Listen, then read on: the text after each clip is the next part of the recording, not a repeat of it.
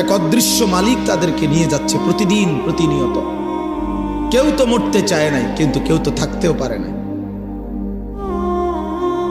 এজন্য এটাই অনিবার্য বাস্তবতা যে মরতেই হবে, যেতেই হবে, ফিরতেই হবে আল্লাহর কাছে।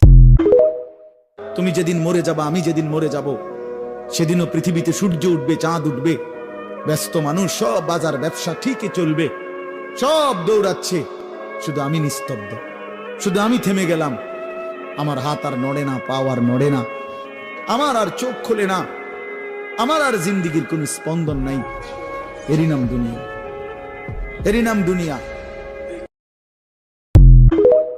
আল্লাহ রাব্বুল আলামিন বান্দাকে অনেক সময় পরীক্ষা করেন, অনেক সময় কষ্ট দেন। বান্দা যখন সেটাকে সবর করতে পারে, হজম করতে পারে, বিনিময়ে আল্লাহ রাব্বুল আলামিন তাকে এমন জিনিস দান করেন যা সে কল্পনাও করেনি। নিজের জন্য খারাপ কিছু হলো, নিজের কোনো বিপদ হলো, আর তখন আমি মনে করলাম আল্লাহ আমাকেই বা কেন দিলেন? আল্লাহ আপনাকে ভালোবাসেন, সেজন্য আপনাকে তা দিয়েছেন। এটি আমার কথা নয়। নবী সাল্লাল্লাহু আলাইহি ওয়াসাল্লাম বলেছেন, আল্লাহ যখন কোন সম্প্রদায়কে, কোন মানুষকে ভালোবাসেন, তাকে পরীক্ষায় ফেলেন। ফিল করবেন যে আল্লাহ আমার সাথে আছে। সবসময় এটা ফিল করতে হবে যে আল্লাহ তাআলা আমার সাথে আছেন, তিনি আমাকে ভুলে যান নাই, ছেড়ে যান নাই। আরে তার রহমত ছাড়া তো একটা শ্বাস নেওয়া তো আমার সম্ভব না, ঠিক কিনা বলেন? আল্লাহর রহমত ছাড়া একটি সেকেন্ড এই পৃথিবীতে সার্ভাইভ করা কি আমাদের পক্ষে সম্ভব না? জুমার দিনে দোয়া কবুল হয়। আল্লাহ হাবিব বলেন একটা সময় আছে জুমার দিন দোয়া করলে কবুল করে কে?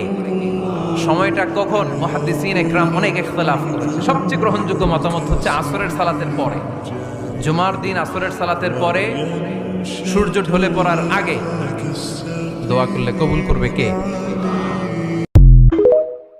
প্রত্যেক ফরজ নামাজের পর যে ব্যক্তি বিশুদ্ধ করে আয়াতুল কুরসি তেলাওয়াত করবে, মৃত্যু ছাড়া তার জান্নাতে যাওয়ার কোনো বাধা নাই। সুবহানাল্লাহ। আর ছোট্ট সূরা আছে কিছু, সূরা ফালাক, সূরা নাস, সূরা ইখলাস। সকালে তিনবার সূরা ইখলাস, তিনবার ফালাক, তিনবার নাস।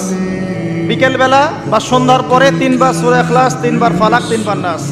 নবী সাল্লাল্লাহু আলাইহি ওয়াসাল্লাম বলছেন, এই ব্যক্তিকে দৃশ্য অদৃশ্যের যাবতীয় ক্ষতি থেকে বাঁচানোর দায়িত্ব আল্লাহ নিয়ে নেবেন ইনশাআল্লাহ।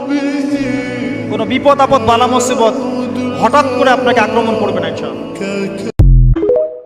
প্রত্যেক ফরজ নামাজের পর যে ব্যক্তি বিশুদ্ধ করে আয়াতুল কুরসি তেলাওয়াত করবে, মৃত্যু ছাড়া তার জান্নাতে যাওয়ার কোনো বাধা নাই। সুবহানাল্লাহ।